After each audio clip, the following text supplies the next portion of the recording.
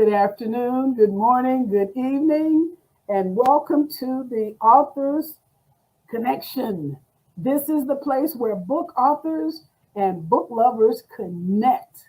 And I am your host, Dr. Jacquie Hadnot. I'm an author, a teacher, and I am your talk show host for today. Since we don't have an author in the audience waiting to be interviewed, I thought I would take the time to give you some tips and ask you a question. Here's the question.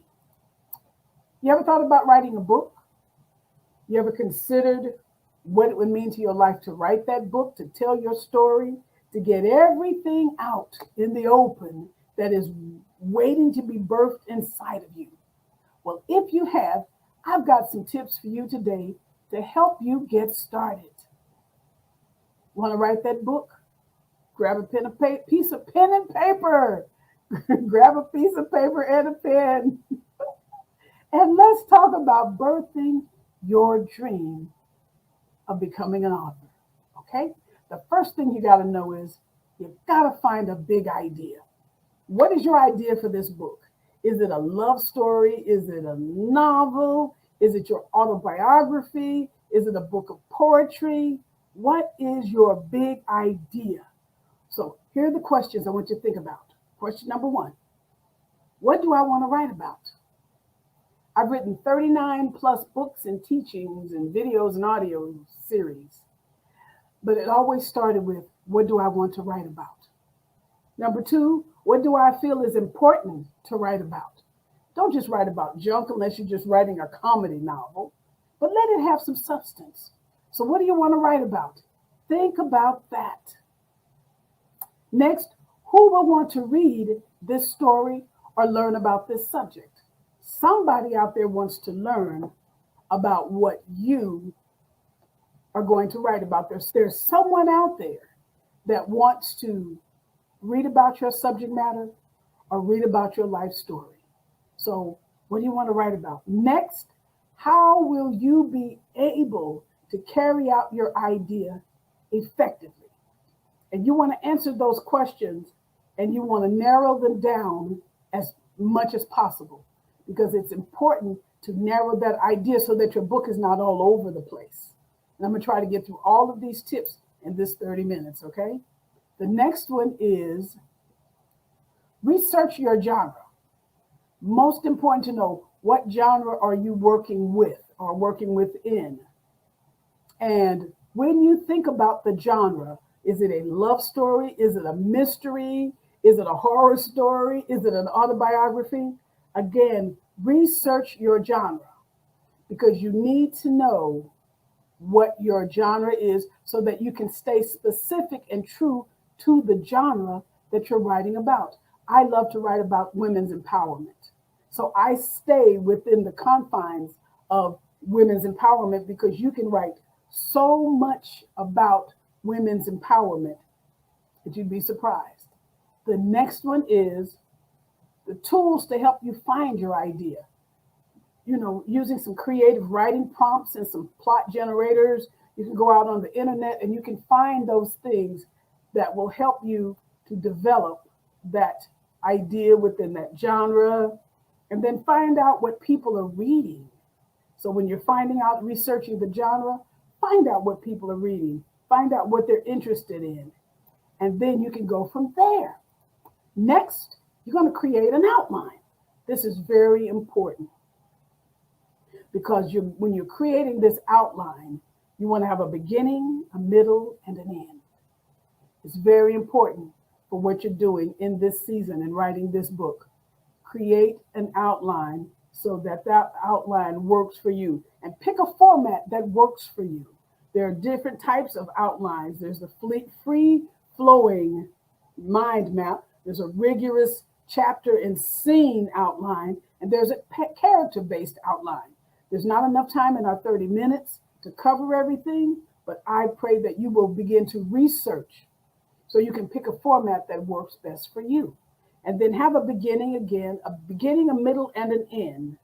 And then consider any conflict points that you might have, because it's very important to stay true to that outline that you're creating.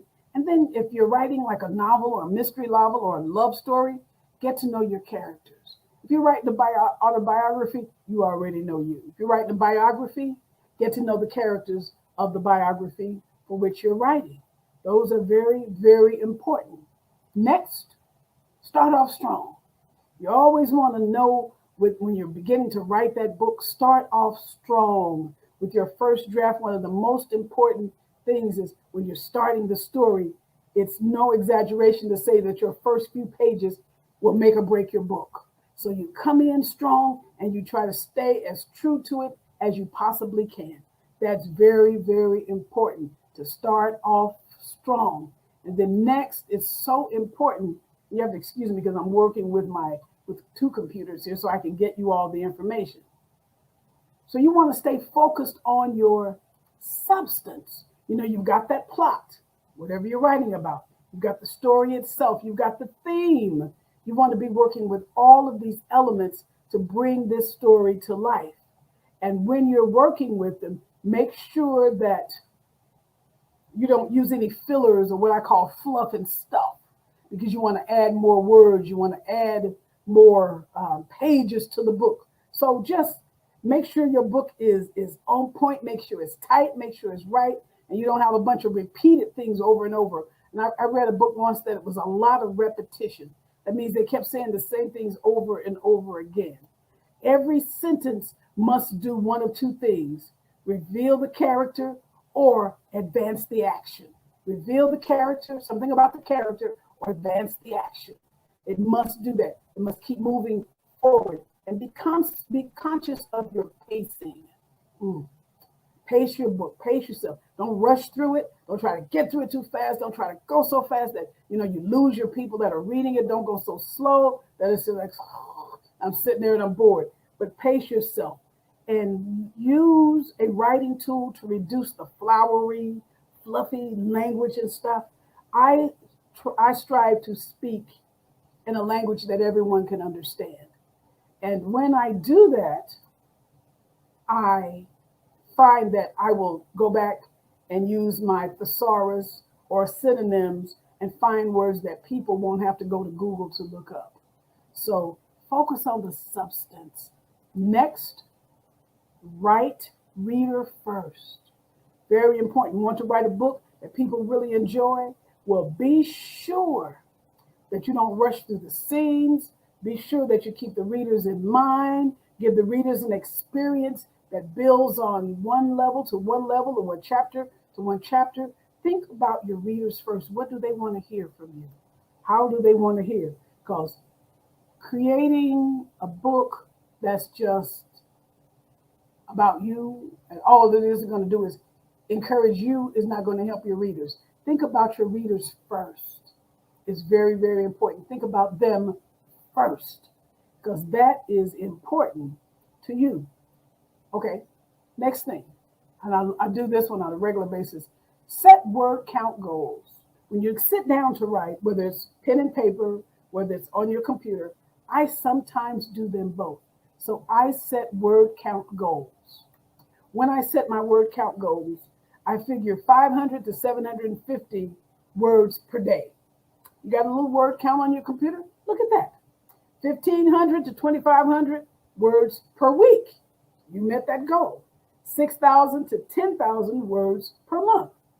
You're on a roll. You could write that book literally in no time at all. And if you move to practical ways to improve your writing habits, you will find that it becomes easier for you to sit down and write. Next, you want to establish a healthy routine. When you're in that writing process, that healthy routine is vital for you. That healthy routine means that you're going to be able to stay the course of the book and not get discouraged. So here's some questions. When do I have the most free time during the day or during the week? Is Monday your best day? Then get up an hour or two early and write on your Monday. Saturday a great day? No family, no kids, etc., etc. Get up and begin to write on Saturday. Because here's what you can do with that free time on Saturday. You could churn out those 1,500 words in no time at all, because you've already had to think about it. You've been motivated to accomplish it. And so now you've got this healthy routine of writing at a set time. Next one, what time of the day do you tend to be most productive?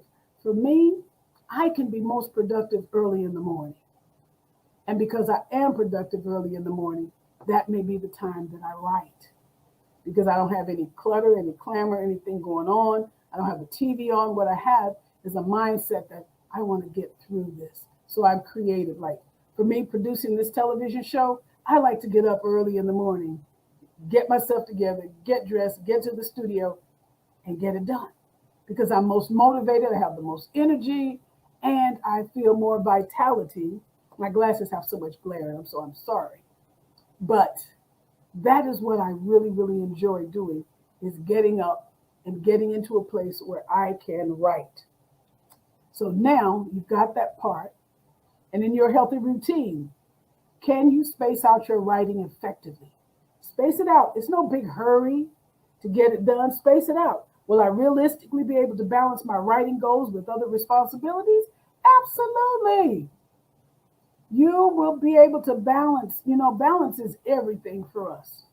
Balance means that we can set up a next thing, productive writing space. I have one space where I like to sit at the kitchen table, because I've got windows I can look out of if I want to. I've got some music I can play. I could be at the kitchen. I could be in all the little areas where I could get in and out. So set up a productive writing space. And that component is where if kids are coming in and out, you're not going to be interrupted. If the husband or the wife is coming in and out, you're not going to be interrupted. But set up a productive writing space for yourself, because it's going to make all of the difference. You want it to be quiet, you want it to be clean, you want it to be free of clutter, and you want that space to be your own. So no one's coming in eating dinner on top of your creative writing space. Okay? Use a writing software. This is here we go. Use a writing in software. I want to go ahead of myself. Okay? Use writing software. There's so many out there that you could use, whatever's comfortable for you. You can find tons of them. There's one called Focuswriter, the Readsy book editor. There are several. There's Grammarly for those that want to transcribe their books. Dragon that want to transcribe their books. There's Milanote. There are all kinds of writing softwares you can even use if you're not at that point yet. Just use your Microsoft Word. It has spell check. It has everything that you need. So just start where you can. Don't let the fact that you can't afford the writing software stop you. Start with Microsoft Word and go from there. Format it, do everything you need to do in Microsoft Word, and then you can go on to the editing process and everything else can be done, okay? Next, keep yourself motivated. Oh my goodness, I've heard more authors talking about lack of motivation. When you talk about lack of motivation, you talk about being stagnant in your writing, dreary in your writing, or just plain putting your writing away because you don't feel like it, you don't believe in it, it seems too tedious and too cumbersome, and you just don't feel motivated to write. I tell you, when I'm not motivated to write, I put it away. When I'm not motivated to write, I get away from it, I walk away, I go on about my business, because the lack of motivation means you're not going to put out some quality. If you have to take your computer and go to the park, do it. Do whatever it takes to get you to a place where you can effectively write and be more motivated in your writing. Make a list of reasons why you want to write a book. Here's what's going to motivate you. I want to write this book to help women. I want to write this book so I can bless some people that are helpless and needy. I want to bless this book to bring deliverance to the people. I want to write this book to bring joy. Find yourself somewhere to write again. Again, go off to the park. I sometimes go and check in a hotel and write, because it's a different atmosphere, no husband, nothing around, and I go check in a hotel and I write, and I can write like a mad person. And then reward yourself for every little milestone that you encounter. Next, take your setbacks as they come, but you got to keep pushing. Take those setbacks. Revisit your outline. You know, I started writing this book, A Woman of Worth, Mantle of Authority. Had this wonderful outline, or so I thought. So I started writing the book. I got this outline. I'm really geeked and hyped about this outline because it sounds wonderful to me. I get into the writing process, and here's what I discovered. I was geeked and hyped about the outline, but it wasn't consistent with the message I wanted to convey. So here's what I had to do. I had to go back and revisit the outline.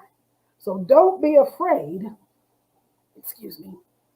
I'm so short that sometimes I move around in the chair. Don't be afraid to revisit your outline.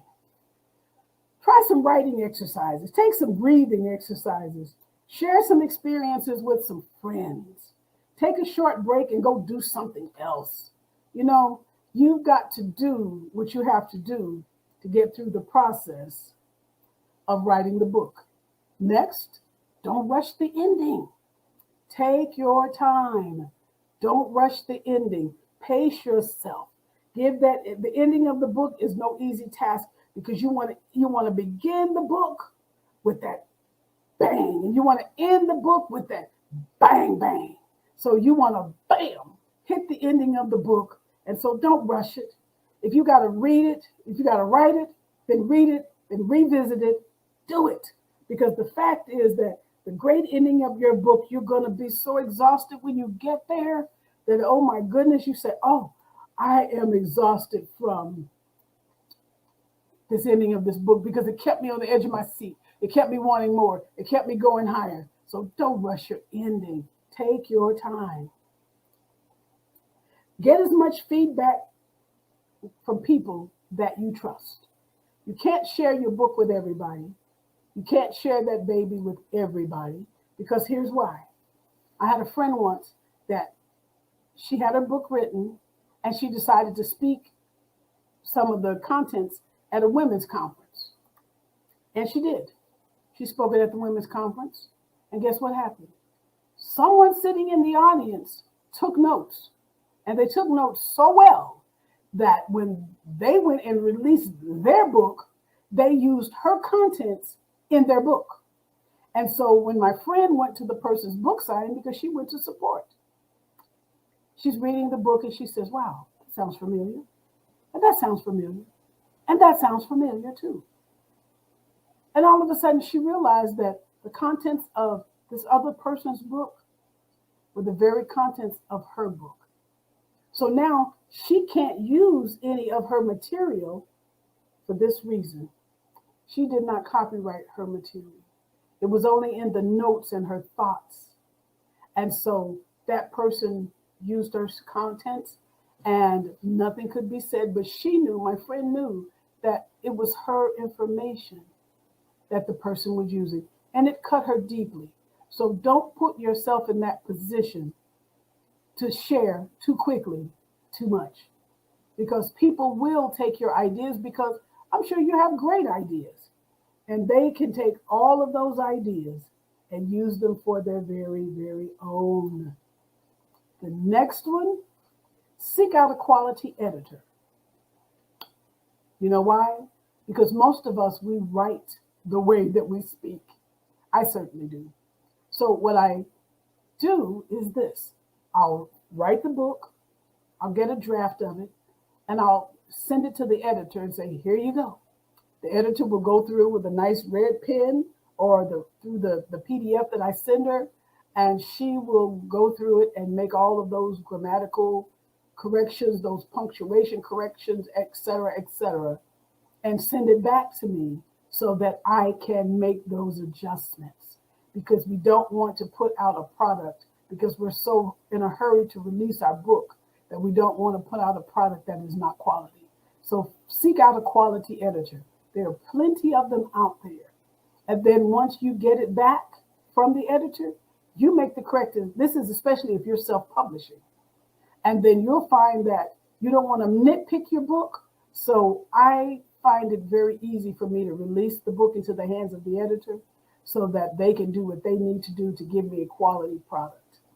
When you do that, you can come back with the corrections, and then you make the corrections, see if your ideas are consistent and flowing, and you can move forward.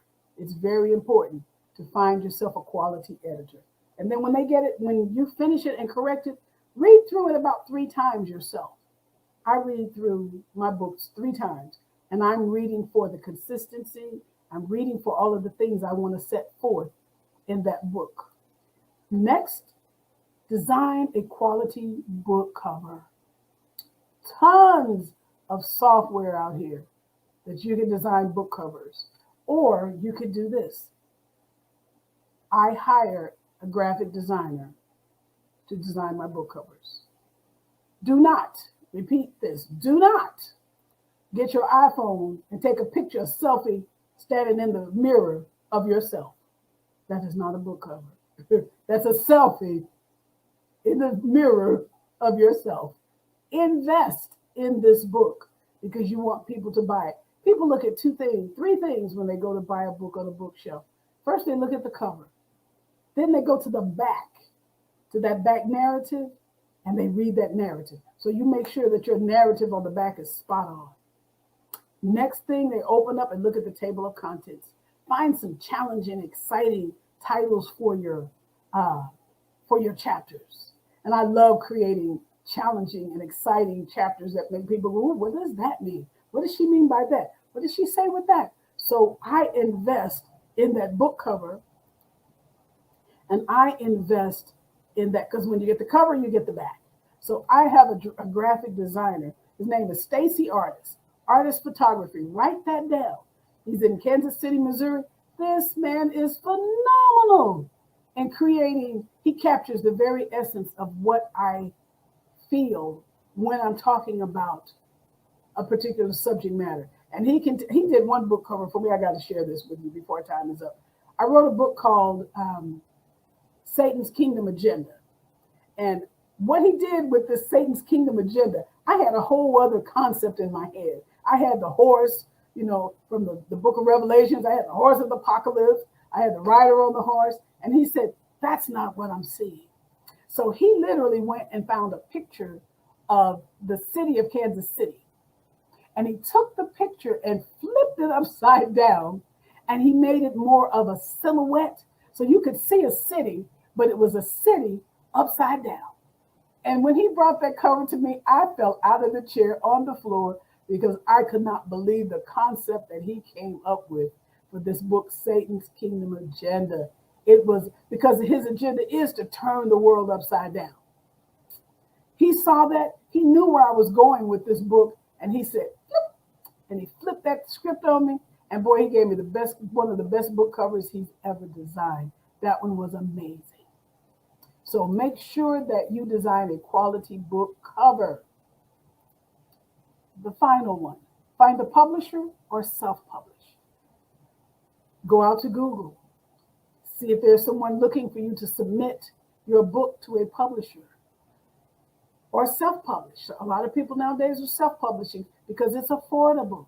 So find yourself a way to publish. You can go through, there used to be CreateSpace, but now it's Amazon. There's several self-publishing companies that you can go through to get your book out there. Don't ever think that you cannot release this book and do it with quality. If you can afford to get a publisher, I encourage you, do it. Some great publishing companies out there. Matter of fact, I know some of them, and they're very good friends of mine.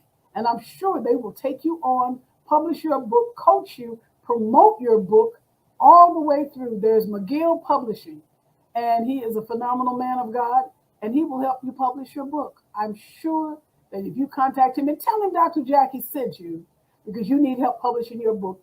His book, the last book he wrote was an Amazon bestseller. So I encourage you, find you a book publisher to do what you need to do in this season to get your book, your message out there to the world. It's a great thing when we spend our lives dreaming of writing the most prolific novel, writing our autobiography, writing our memoirs, writing our book of poetry. It's beautiful to have that dream, but it's marvelous when that dream becomes a reality. That's what an author does.